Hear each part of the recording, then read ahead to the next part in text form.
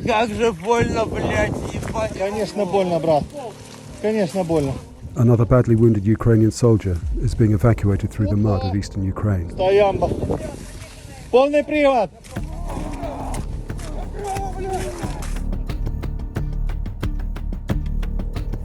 Пизда нахуй. Ребяточки.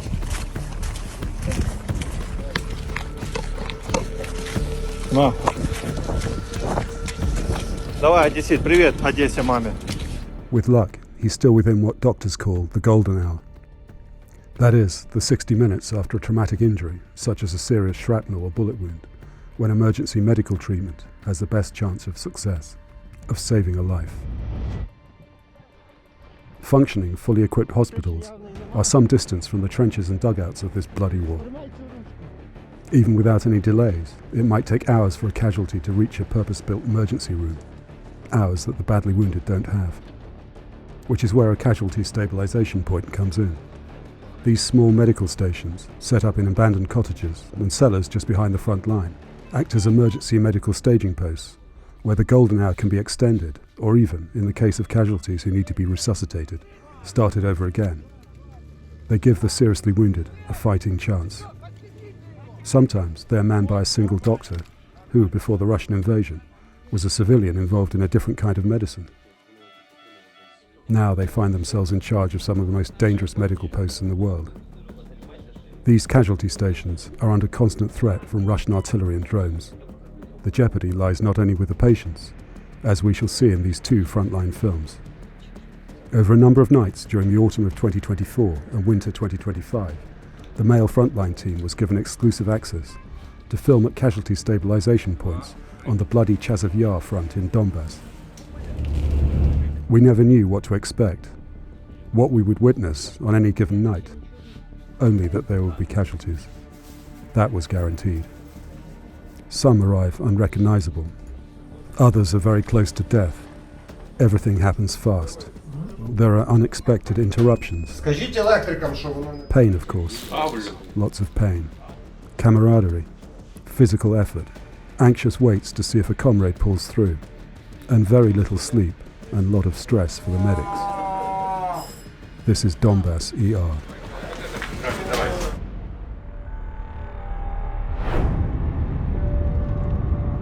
Dusk is approaching.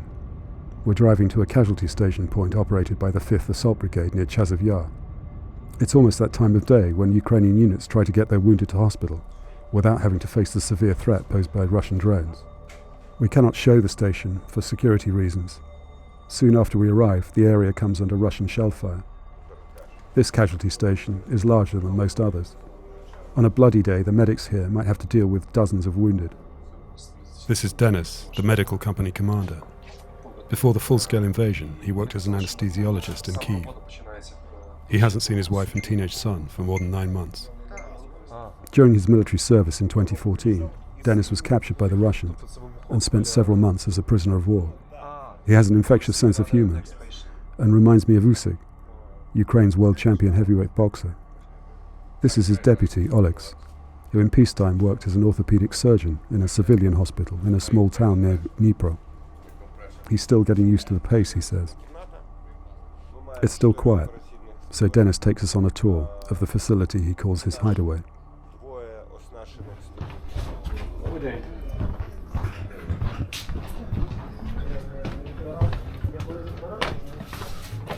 And resting room, because we So, as you can see, they have a storage of daughter clothes of those who of patients. Різні розміри, все що завгодно. Yeah. Вони часто приїжджають, у них часто черевики, наприклад, порвані. Ми їм даємо тапки. Приватне опалення, індивідуальне. Private individual heating here. Тобто стоїть котел, у нас тут We have a boiler батареї, тобто у нас тут тепленько, у нас є витяжка. We have exhaust ventilation. Yeah. Wow, luxury. Душ. A shower. Yeah. It's just like a hotel, Dennis. Yeah.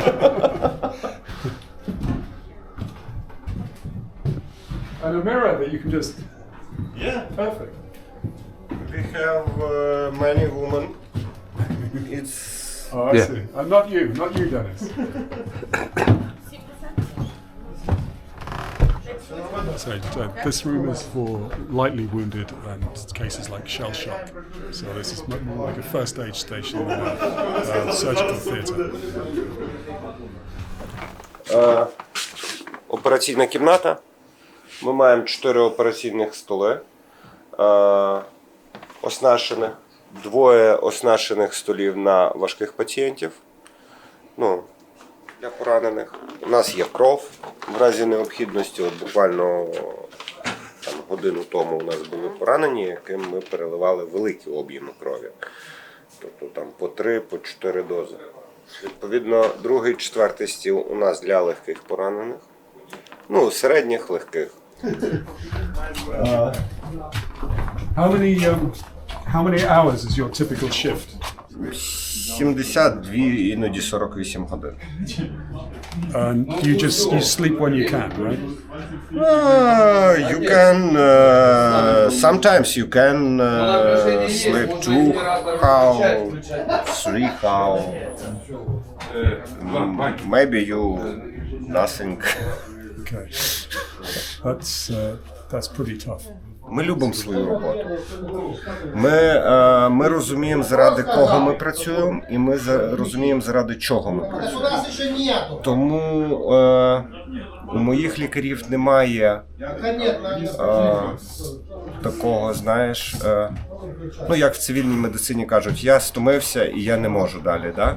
У нас такого нема, тому що ти дивишся на своїх поранених хлопців і ти розумієш, заради кого ти працюєш.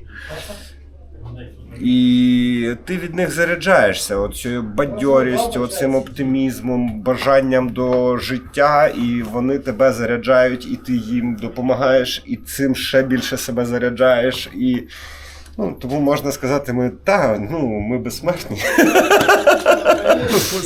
This looks like the kind of bell you might see fixed on the school wall to announce break time or the end of lessons. Here, it has a rather more important role. Well, the medical staff often have very little warning that a casualty is coming, and that their first sound, the actual warning that they get, is from this bell. There's somebody at the entrance who's looking for vehicles approaching, and if the vehicle's approaching, it's invariably a casualty. The bell rings, and all the staff gather here in this space just off from the emergency surgery section here.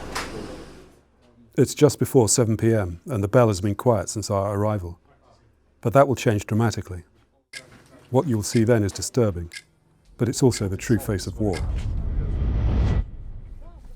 In another Ukrainian casualty station, the night's work of saving lives has already begun. 2 casualties have just been delivered. We'll find out later just how lucky they are to be alive, and the backstory of the remarkable female soldier who helped them get here. All we know for now is that they were wounded hours ago, but had to wait for darkness before being evacuated from their position.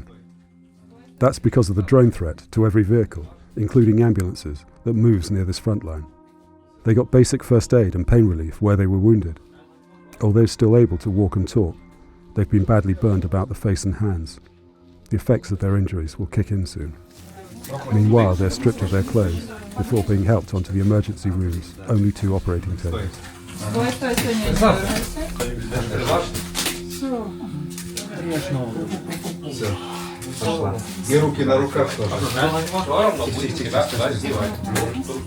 First, they will undergo clinical assessment. The casualty being treated on the right is called Sasha. His colleague's name is Sergei. Both are 50 years old, an indication of Ukraine's desperate shortage of frontline troops. Notice that the windows of this former cottage are stacked with sandbags. The stabilization point has been targeted recently by Russian artillery. Sasha is the most badly burned. He'd only been in the front line for 2 weeks before being wounded. He fears his lungs are damaged. И другие, так, как зовут тебя? Саша, и трусишки тоже, аккуратно. Трусишки тоже. Ну, учитывая... Хорошо, окей, пока места. Це що, кидай на землю, не знаю. Ти хотів його мусити?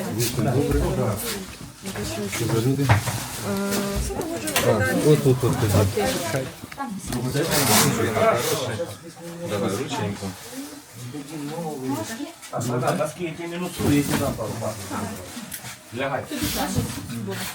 Dr. Andre, on the right, is the anaesthetist who's in charge of the casualty station tonight. He's being helped by Nurse Luba. Да чтоб попасть, а то... Тихо. Голове удобно или нет?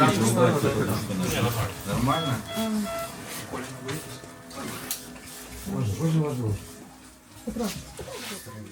Марик, запиши только что данные его.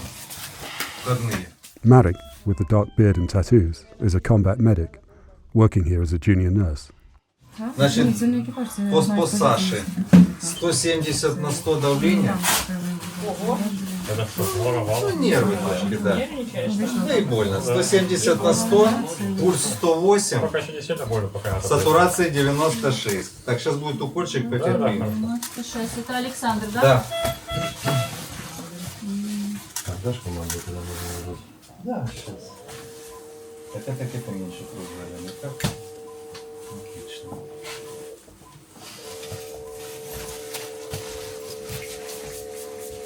Ну, головочку влево. Влево. Туда. Ранее наркотические препараты не употреблял. Нет. Свеженькие ожоги. Сейчас идем к кабинету. Закружился в голове. Ну, чтобы мне это самое, не пугался, добре? Sasha is given an antiemetic to prevent nausea. Да, доза будет минимальна, поэтому, как говорится, не будет глючить. Но... Ребят, плюс-минус по времени. Когда было? Сегодня и когда по Где-то времени? пол-первого так. Хорошо. This is Peter. Before the war, he worked as a chocolatier. Now he's a trainee surgeon. With his backwards baseball cap, rakish moustache, and tattoos, he represents the hipster element among the Ukrainian medical profession. Потім я тобі венку поставлю. Бейсбол хороший. Все добре в тебе, Саш? Голова не кружится. Ну, шум больше появился. Шум больше появился. Meanwhile, back at the 5th Assault Brigade post, the first casualty of the evening has also been delivered. At 7 p.m, the little silver bell rings for the first time. The night's work is about to begin. A 55-year-old infantryman, one of the many Generation Xers fighting for Ukraine, has been brought in with a gunshot wound to his foot. Dr. Olex says he's only seen 2 or 3 bullet wounds in the year he's been working the front line. Most casualties are caused by shrapnel or blast. This particular casualty was shot while diving for cover when his trench came under Russian mortar fire. Dr. Olex describes his wound as a lucky holiday from the front line. And he's not even the oldest casualty they've dealt with to date. Another was almost 60. До нього у нас було 2 хлопців, одному було 21, а другому було 19. Буквально пару годин тому. Just 2 hours ago. Оці ті, що 2 важких було. 2 heavy patients. 19-year-old was one who had the blood transfusion. Так, і 20-літньому теж. And Later in Bakhmut, later in Ivanivska, and now... At 7:45 p.m, the bell rings for the second time this evening. 3 soldiers are being brought into the casualty station. One is walking wounded, suffering from shock. Another is in a wheelchair. Доброго дня. Так, в нього ліва нога. The third, another older man, is on a stretcher with classic shrapnel wounds. Their position too was hit by mortar fire. They're assigned tables 2 and 4 because their injuries are not life-threatening.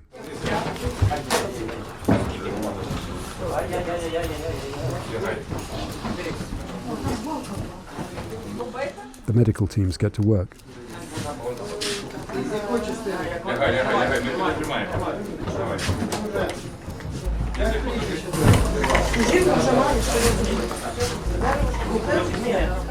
One of the casualties tells us that his position was hit by tanks, artillery and mortars.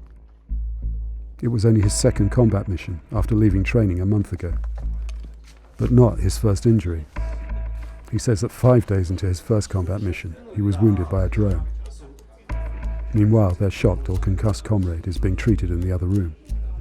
Could I ask you, gentlemen, on your very busiest day here, how many casualties have you dealt with in one 24-hour period? Як тобі сказати? Is it a secret? Yes. Yes. Working in a casualty stabilization point is not without jeopardy. The facility is well within range of Russian attack. This wall commemorates the 5 medics from 5th Assault who were killed when their accommodation was hit by a Shahid drone. The last of the mortar casualties is taken away to hospital.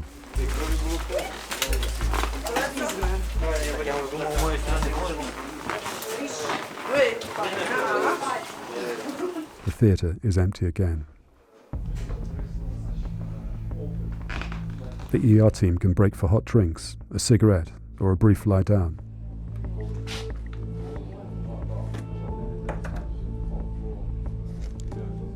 The bell has been silent for almost an hour. When will it ring again? Back at the smaller casualty station, the burns victims, Sergei and Sasha, are still undergoing assessment, but it's already clear they both need heavy-duty pain relief. Ні, Люба. Ні? Можу попросити, бо... У нього... Та він у нього слабкий є. Не може попасти. Так, сейчас будет упасть. Голову влево максимально. Вот так, вот так, как Блин, ну ты трошки, наверное, знаешь свои проблемки, да? З вінками. Чи не було ніколи проблем? Ні, ну та скільки я раз укольчик був. ті вени. Ну колись капельниці може стати. Колись може стати.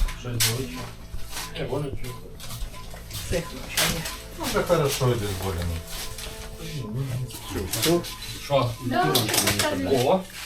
Sergei is asked whether he minds being filmed. He says that he's worried that his relatives might see him like this, wounded. The medics try to lighten the mood. Окей, ми блюри. Ми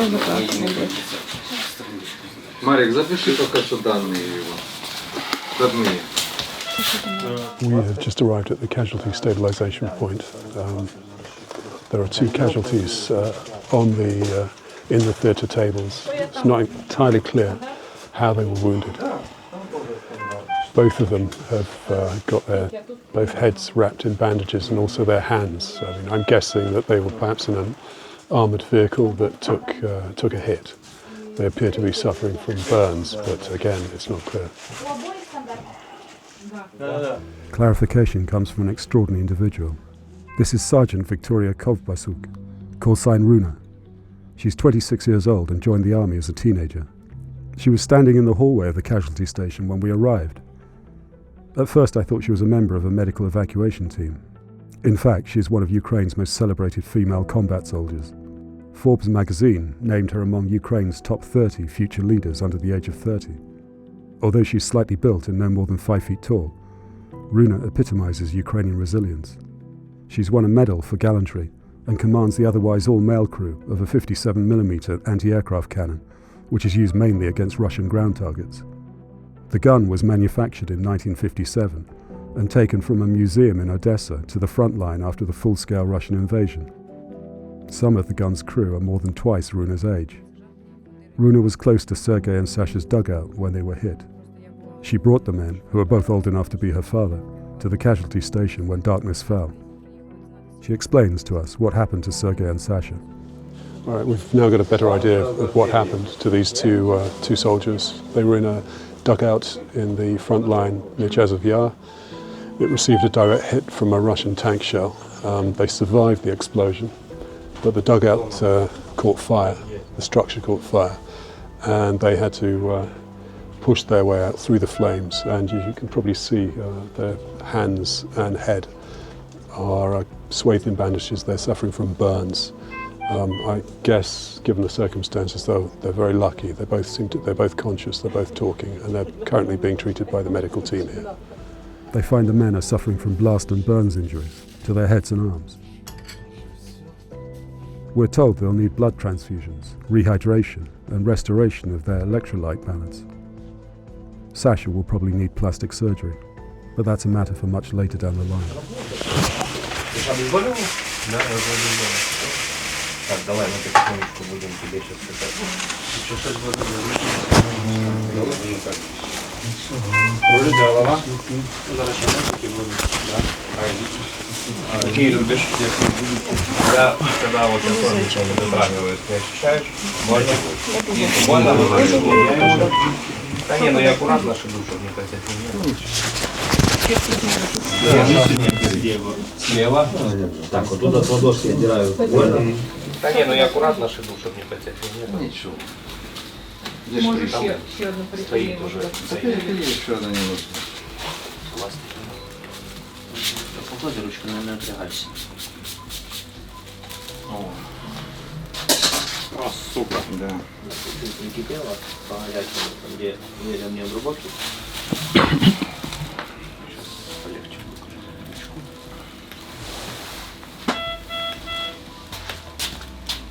The anaesthetic is beginning to work.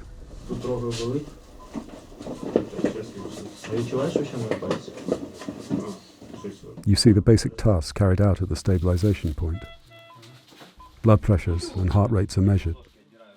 An ultrasound machine that was donated from Britain searches for shrapnel, administering painkillers, stitching wounds. Sasha is increasingly uncomfortable.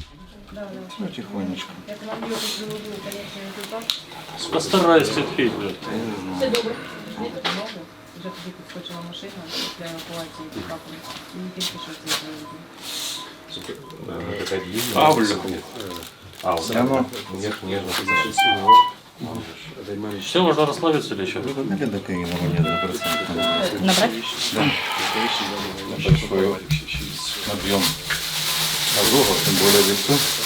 Надо установить себе катетер центральный. Поэтому надо трошки потерпеть. Там такие места, которые чувствительные. Сейчас еще добавишь на место. Я доберу, якщо треба. И давай шприц 20-ку с новой водой. Лідокаїн. Це я можу. Набирай. Так вроде так не сильно. Или вы сняли повязку? Вы сняли повязку? Тебе еще добавочно тихо обезболивает.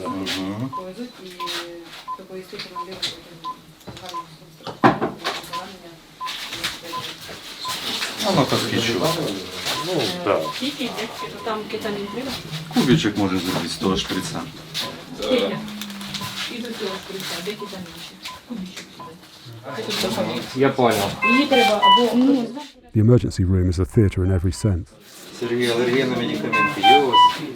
It's hard to look away. Over at the larger casualty station, all remains quiet. That will soon change. The war will not let the medics rest for long. Okay, well, it's 20 to 9 in the evening now.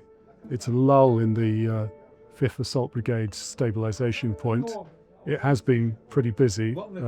We've had several casualties in, but this is the main theatre, surgery theatre, where they're received. Now you can see the numbers on the beds. There's 1, 2, 3, 4. 1 and 3 are 4 very seriously wounded, and 2 and 4 are 4 less likely wounded. So far tonight, fortunately, only beds 2 and 4 have had to be used, and it's for gunshot wounds and shrapnel wounds. But it can change at any moment on this particular front line. Then, suddenly, the lights and power go out. Oh, 1 second. Russian shelling has just cut the casualty station's electricity supply. For a minute, while staff rush to get the generators working, it ceases to function.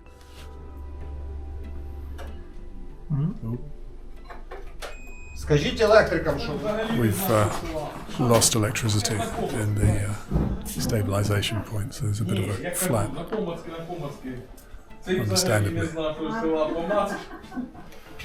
But it's happened in a lull between casualties, so for the moment it's not too serious.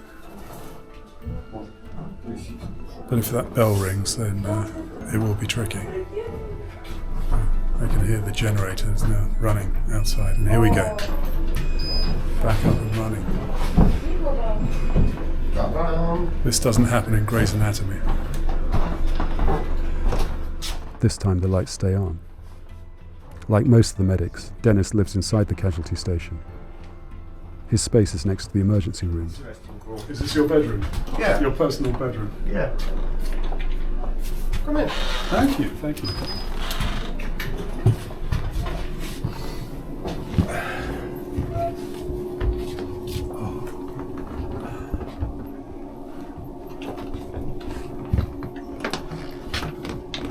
Did you design it yourself? Yes. You have very strong... Very aesthetic. And we live it. Yeah. Як одну з резервних. It's bedtime reading in in the hospital. Is this a Factor Churchill. biography of Winston Churchill? What does it say? Churchill's Factor Churchill's. by Boris Johnson. It's by Boris Johnson. Yes. Yes. Okay. You've got this beautiful, beautiful bedroom here. Yes, thank you.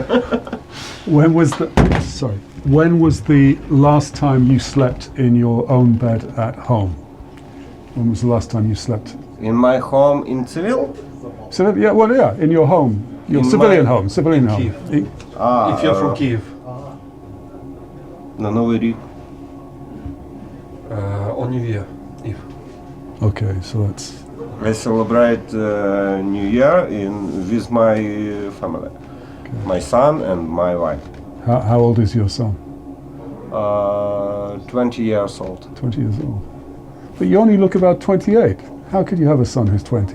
Ви на 28 виглядаєте, як у вас може бути 23 син? No, не 20, 12. 12. Okay, that's fine. 12. Sorry. Помилився в цифрах. 14. 14? Так. He's 14. Okay, so he was 20, then he was 12, now he's 14. Да. No, he's 12. He was born in... He was born in 20. Це в мене таке те саме буває. Я стою туплю, скільки дитині років. This is the guy who's... this guy's in charge of the whole thing.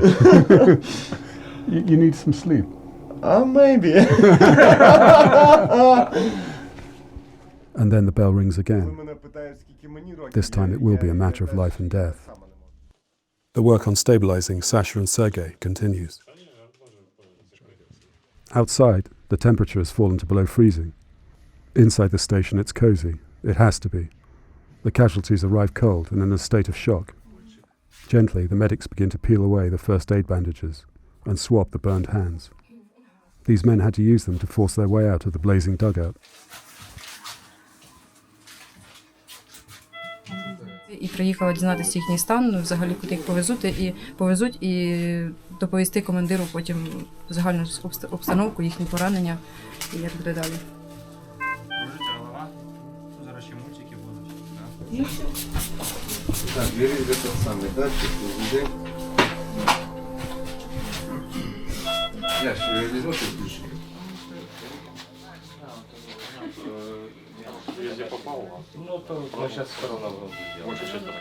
It's hard to tell whether the men's feet are also burned or just filthy from weeks without washing in their trench.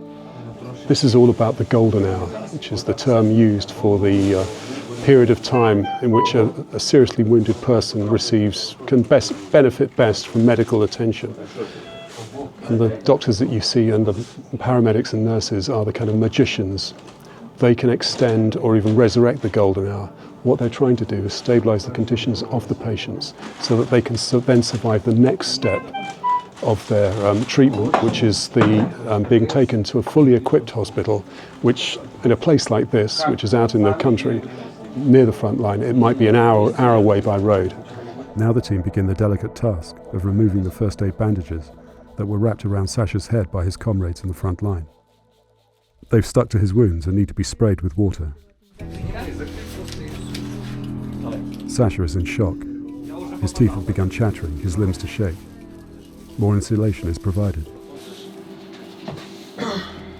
With no other wounded for the moment, the casualty station's focus is entirely on Sasha and Sergei. Sasha has given Runa his wife Tanya's WhatsApp number and asked the sergeant to phone her to say that he's alive.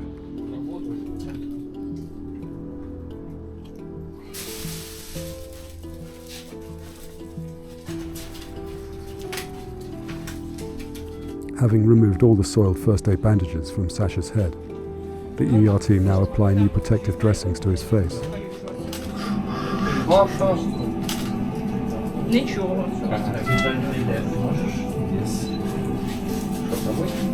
Yes.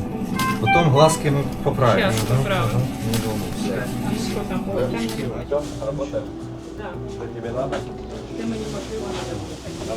What you see in places like this is courage, pain, tragedy.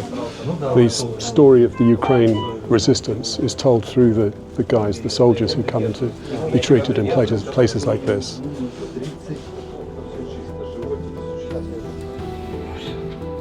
Sasha's physical transformation presents the shocking truth of war.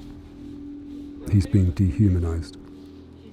Burned, shocked, and now drugged, this 50-year-old soldier is as vulnerable as a newborn baby. The life-saving skills of the 5th Assault Brigade medics are about to be tested to their limits. The first casualty through the swing doors is a blonde young soldier. His torso is covered with shrapnel wounds.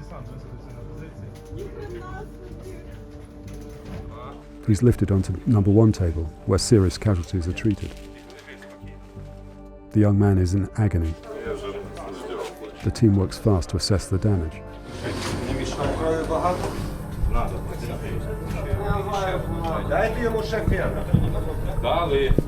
But little more than 10 minutes have passed when the bell rings again.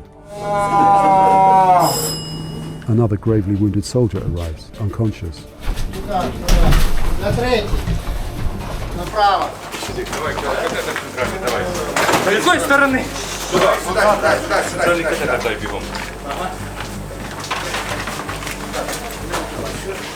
He's lifted onto table 3. Давай, братику, давай. Давай до мене. Раз, два, три. Оп! The emergency room is now really working at full stretch. The latest casualty is clearly very badly hurt. At this crisis point, as life hangs in the balance, there is no dignity or ceremony.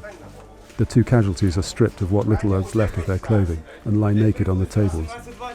Catheters are inserted. They are as vulnerable and helpless as newborns. Severe damage thorax,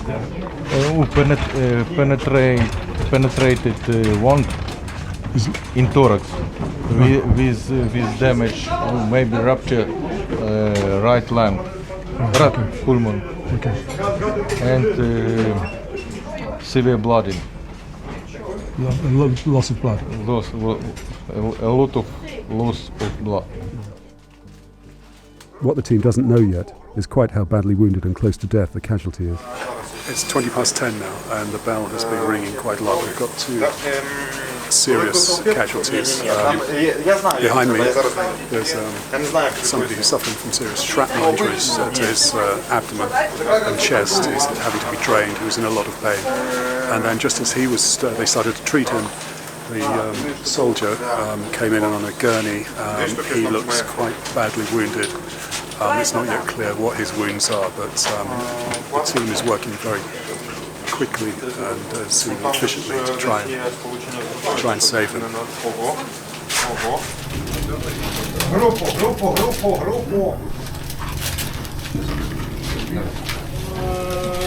Потерпи, братику.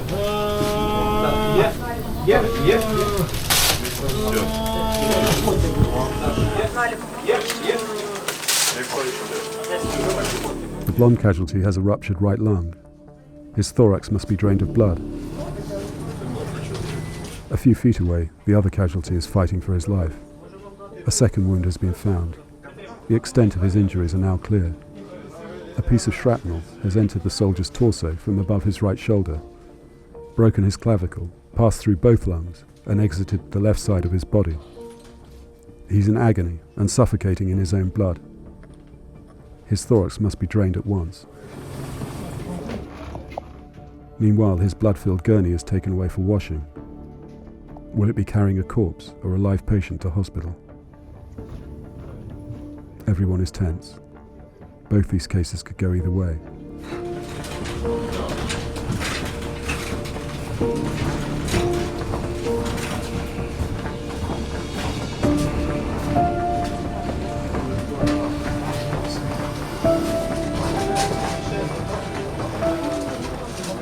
Notice that one of the surgical teams is wearing a flak jacket as she works in the theatre. We are by the front line. The blonde casualty's condition has been stabilised at last. The team at table 1 visibly relaxes. The patient's successful gold medal promises golden years ahead. He will now be rushed to hospital. Only one casualty, the more serious, remains. The 56th Brigade medics have done what they can here. Now the wounded must run the Russian drone gauntlet to hospital. It's time they were taken by ambulance from the casualty station to hospital. Both are wrapped from head to feet in foil to preserve body heat. Runa keeps her vigil. She won't leave until she knows her Sasha and Sergei are on their way to hospital. Sasha's lifted from the theatre table onto a stretcher. Трошки назад. Раз. Вниз. Yes. Саша. Раз, два, три. Так, все. Наконец-то такое Дружки. А потом встреча.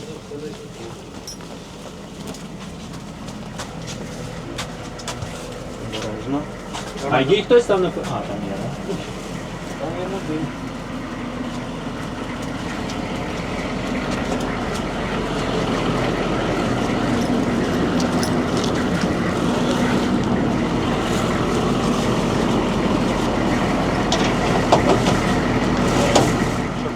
Now it's Sergei's turn. Проходишь? Да.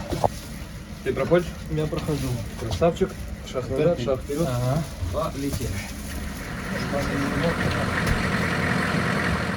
Outside, the Humvee ambulance is waiting, its engine idling, for the final leg of the evacuation to hospital. Sasha's already inside, ready to go. Runa waits at the ambulance doors for his comrade to join him. Now both Sergei and Sasha are secure, Runa climbs into the ambulance to offer them her final encouragement. She checks the phone details they have given her in the casualty station. Tanya will get her call. Her husband Sasha is hurt, but will be okay.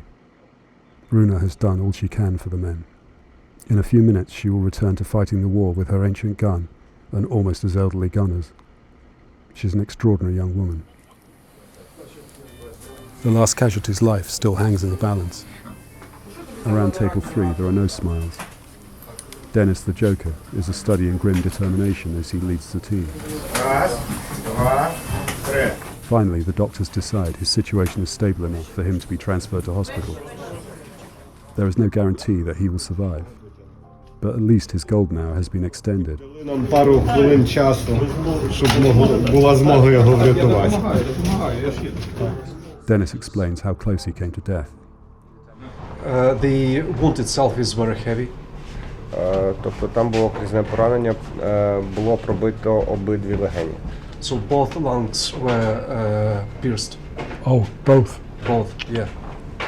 Так, воно зайшло з бокової поверхні, там де броня не прикриває. Отак, а тут вийшло. Gone through? Yeah. Okay. So, I mean, it was, if he hadn't been treated, that was a fatal wound, yes? Without treatment? Ну, ще буквально хвилин 5, да. Так що йому дуже пощастило. Він He's very lucky. Ну, тут якраз гарно спрацювали всі етапи, вчасно спрацювали всі етапи. It's harrowing to watch, but what you've seen is only a snapshot from an average shift. For the staff of the 5th Assault stabilization point, the night has only just begun.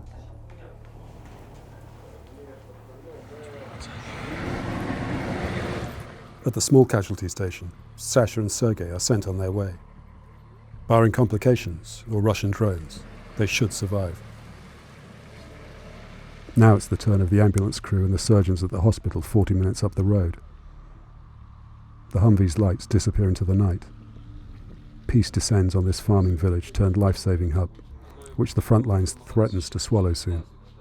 Inside the stabilization point, the medics can draw a breath, but they know it won't be long before the next casualty comes from the hell that is over the hill. In part 2 of Donbas ER, we watch how a quiet weekend turns into tragedy.